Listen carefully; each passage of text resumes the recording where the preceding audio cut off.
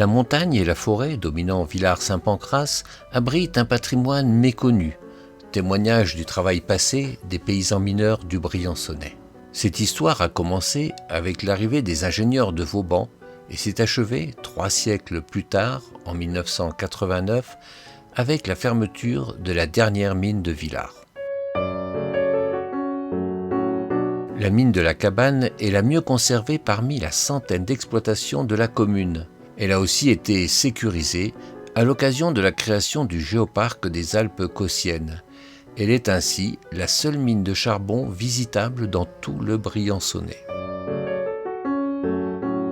Lors des visites organisées par le Centre Montagne de Villars-Saint-Pancrace ou par la Maison de la Géologie et du Géoparc, les guides emmènent des petits groupes jusqu'à la mine de la Cabane en suivant le sentier des mineurs. Le long de cet itinéraire, plusieurs panneaux d'information évoquent ce patrimoine montagnard oublié. Et surtout, lors de ces visites guidées, avant même l'arrivée sur le site de la mine de la Cabane, on découvre, en pleine nature, cachés dans la forêt, les vestiges d'anciennes exploitations. Aller visiter une ancienne mine de charbon dans les Alpes, à Villars-Saint-Pancrace, c'est aussi faire un peu de géologie et se demander pourquoi et comment on trouve du charbon ici.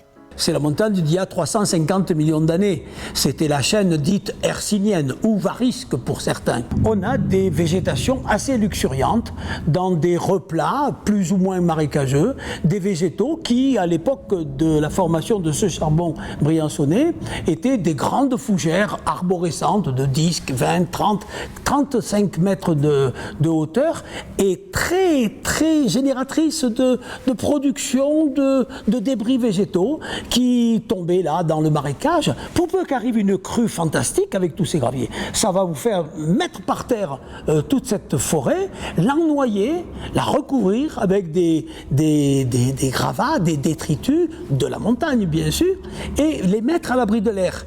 Et à l'abri de l'air, il va y avoir une transformation de cette végétation, de ces végétaux, de cette matière organique en charbon.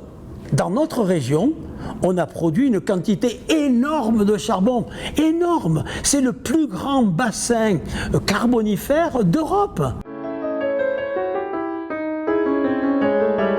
Après 2 heures de montée en forêt, on arrive à la cabane et devant l'entrée de l'ancienne mine.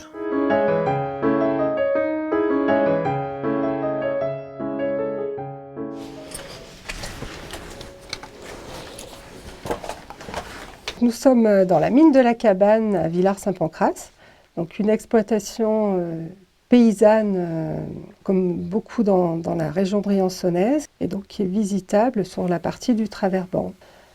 Une mine paysanne, c'est-à-dire qu'elle est exploitée par des particuliers. Donc ici, ils étaient 3 associés à exploiter cette galerie, mais regroupés au sein d'une concession, donc avec quand même une gestion un peu collective de la ressource. Les mineurs ont mis 3 ans pour creuser ce Traverband. Et en arrivant ici, ils ont su qu'ils étaient tombés sur du charbon. Donc là, on tombe sur une première petite veine de charbon, avec du charbon en poudre, de la molle. Voilà, donc là, on arrive dans l'exploitation proprement dite de charbon. Le risque encouru avec notamment la flamme, c'était les explosions. Donc il y a eu des coups de grisou dans toutes les galeries. Et à plus long terme, la silicose, tous les anciens mineurs étaient effectivement atteints de silicose. Même à l'heure actuelle, il reste quelques mineurs qui ont travaillé dans les galeries qui sont souvent sous oxygène.